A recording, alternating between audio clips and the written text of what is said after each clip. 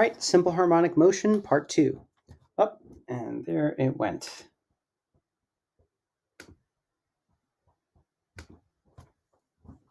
So what we're going to look at today are some other simple harmonic motions. Very specifically, we're going to look at something that we're going to call the simple pendulum, right? No, it's not the pendulum, it's the simple pendulum. So what a simple pendulum is a mass on a string, not a mass on a spring, right? And it is a point mass on a massless string, just in the same way that the simple harmonic oscillator is a point mass on a massless spring. So some similar constraints on our conversation. So nice and simply, boom, there you have it, hanging down. And what we're going to do is we're going to displace it over to the side a certain amount and let it oscillate. And I totally missed. Let it oscillate through. Cool. And so there we go. And so what we're going to try and do is show that this is simple harmonic motion underneath a very specific constraint. Talk about that constraint and then talk how to do this. Now, here's the thing. So this thing is moving back and forth in an arc like this. So I'm actually going to do, torques with this, not forces, because it's actually easier to talk about torques. So here we have it, FG and T. So I need to define some coordinate systems here. So what I want to define here is an angle theta. So if I say here that that direction is positive, so going around counterclockwise is positive, that is initial angle theta, and it's going to go out to a final angle here, positive theta, and go back and forth. So if I'm talking about torque, we have to talk about, well, where is it rotating about? Well, very clearly it's rotating about there. So if I look at a net torque is equal to I alpha here, about that axis here at the top, well, what's causing a torque? Well, I've got a positive torque due to gravity is equal to I, about that point, alpha. So positive torque due to gravity, right? Because that's going to get it to go here. Now notice here, when it gets over onto this side of the equilibrium position, that is going to be a negative torque due to gravity. But my math is going to have me deal with that in a certain way that we'll talk about in just a second. But this is my theta is equal to 0 point. So already I know that this is going to be a periodic motion because it's going to go back and forth. It is going to be a harmonic motion because the torque due to gravity is going to be a function of this angle theta, right? Because if you think about that, well, let's look at this. What is this? Positive, and I'm going to go force times lever arm distance, right? So if this is L, the length of the string here, right, or the length from the axis of rotation to this mass, I know that the lever arm distance is going to be just how far that horizontal distance is, right? That's my L perpendicular. Because remember, my torque equation is going to be force times lever arm distance. I already did the vector part of it because I know it's positive there just by inspection. And so the force here is going to be mg. Now there's another way to do this. I think this is just the easiest way. So if I look at this though, so what is this distance here? This distance here, well, that's just going to be L times the sine of that angle. Now the angle there is negative theta is equal to I, and we'll talk about I in a second, alpha. Because what I want to talk about is when I'm over here on the other side. Let me make that clear. It's not minus theta. It's L sine of negative theta, right? When I'm over here, I would have a negative torque mg L sine of just theta. And if we look at this here, when that's negative, sine of negative theta is negative sine of theta. So I end up with negative mg L sine theta no matter what. So when the torque itself is net negative,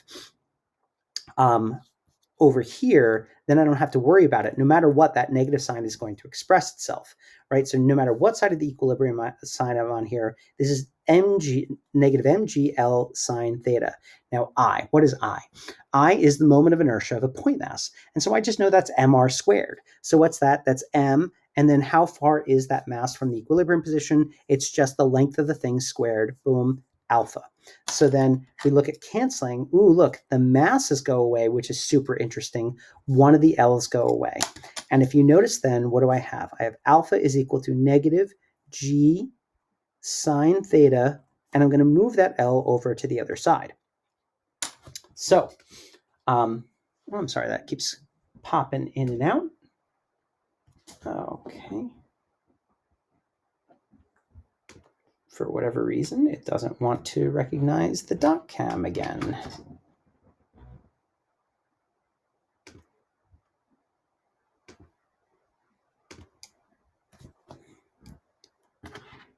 And there we go. And so I look at this and say, oh, geez, does that fit into our simple harmonic motion equation? Negative a, some constant, times a position variable. That doesn't seem to cut it. Well, actually here, there's a couple reasons it doesn't seem to cut it.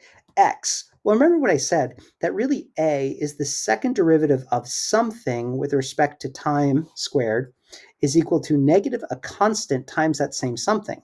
Let's get this into the same format. I remember that alpha is actually d squared theta dt squared, so negative g over L sine of theta. So now let's match this up. I've got a theta here, I've got a theta here, so I've got same position variable. I've got a constant here, I've got a constant here, that's good. I've got a negative sign here, I've got a negative sign here. The problem is that this is not a direct relationship. This is a complex relationship because it's related to sign. So a mass on the end of a string is not a simple pendulum. It is a pendulum, right? Because what would have to be true is I would need this term here to be theta to fit into this mold. Well, luckily for us, we can make that happen. Hopefully you remember earlier in the year when we did the Maclaurin series expansion. We found that, well, actually, let me do this with x. Sine of x was equal to x minus 1 over 3 factorial x cubed plus 1 over 5 factorial x to the fifth minus 1 over 7 factorial x to the seventh plus dot, dot, dot. We looked at that expansion of it.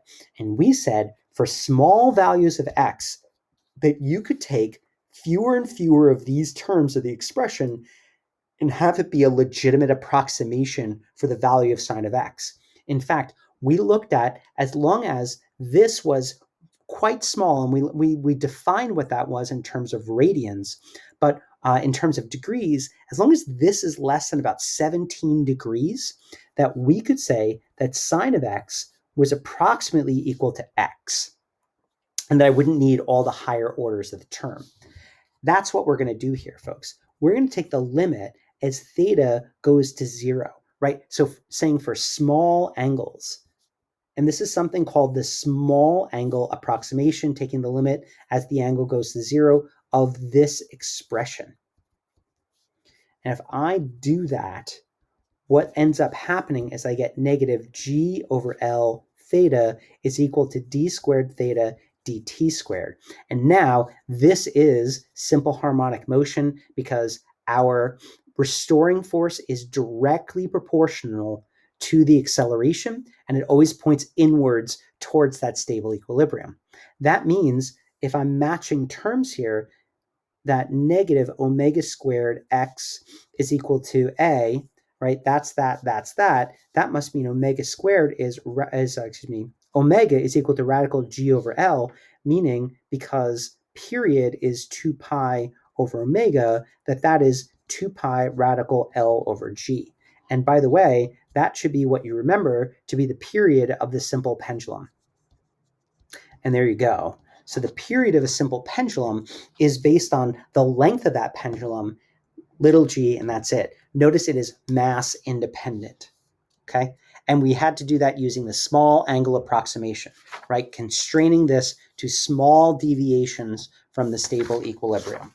Fantastic. So just to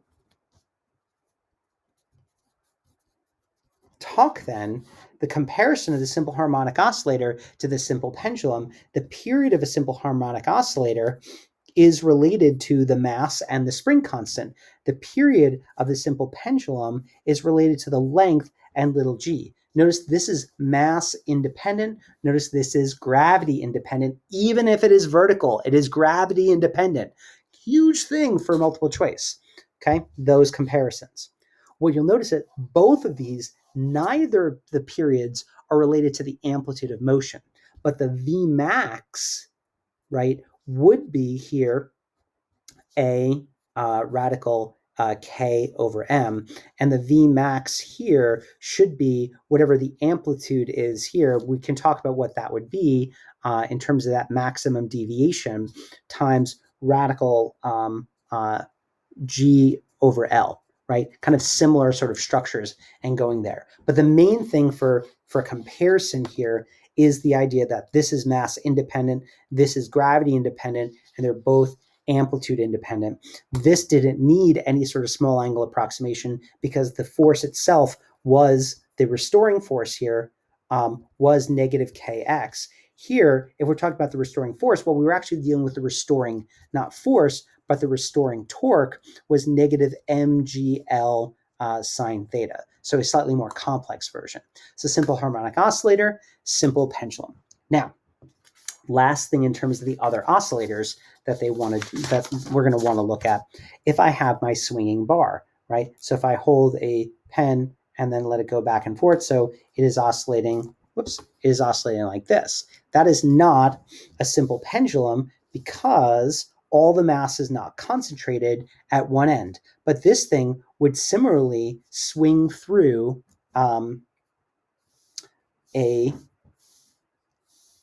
period, an arc, and we could do that same sort of analysis that we did from before, except that what we'd have to realize here is that if I put Fg there at the center of mass of this object, right, and if I define this distance d is from the center of mass to the pivot, okay, that I could go through then and do an analysis to figure out what this is going to be using the same sort of idea. Because if I look at the net torque I alpha, that's just going to be still positive mg, right? Because that's the weight of the bar itself. But instead of L, the whole length, it just where's the center of mass, because that's all I cared about, sine of negative theta. This is just going to be the I of this thing. So here, this would be an I of the bar about the end. If the pivot was not at the end, but someplace in, it should be I of the bar about whatever it is. So that's just I about whatever that axis is, alpha. And if I just go all the way down to the end, it's the same exact analysis, but I end up with period is equal to 2 pi radical. And here it's going to be I over mgd, where d is, once again, from the center of mass distance to the pivot. I would be the moment of inertia of whatever that system is, right? So in comparing each of these periods of motion, what I hope you recognize is that always in the top, it's going to be 2 pi radical on every single one. And in the top, what I have here is an inertia term.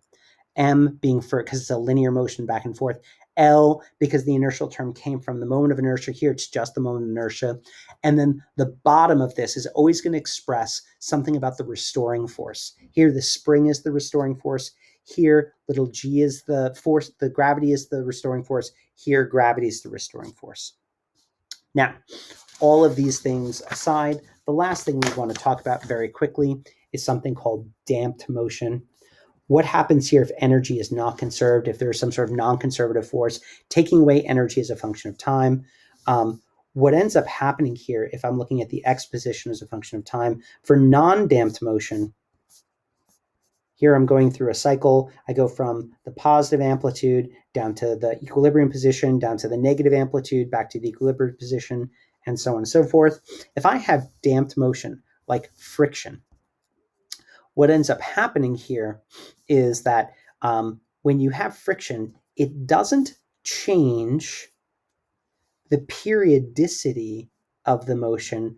What it's just doing is it's taking out what the maximum energy is, because we said that the energy of the simple harmonic oscillator was 1/2 Ka squared. So if E is decreasing, what's decreasing there is the amplitude. If I were to look at that for a bunch of periods over time, the periodicity doesn't change because of things like friction and air resistance. All that's changing is the amplitude, and it dies off. Now, if we were to do the math on that, and I'd look at this sort of function for how it dies off, and it is not very pretty, but this graph is a negative e to the t graph, right? How it just sort of like decreases over time. So the amplitude would be some sort of initial amplitude, e to the negative t, and there'd be a factor there. But the point is that it does shrink over time, but the periodicity doesn't change. And that, ladies and gentlemen, is everything you need to know for simple harmonic motion for the AP exams. The most common questions they ask are about comparisons between the simple harmonic oscillator and the simple pendulum, about what factors affect which. So that's very worth your time to think about.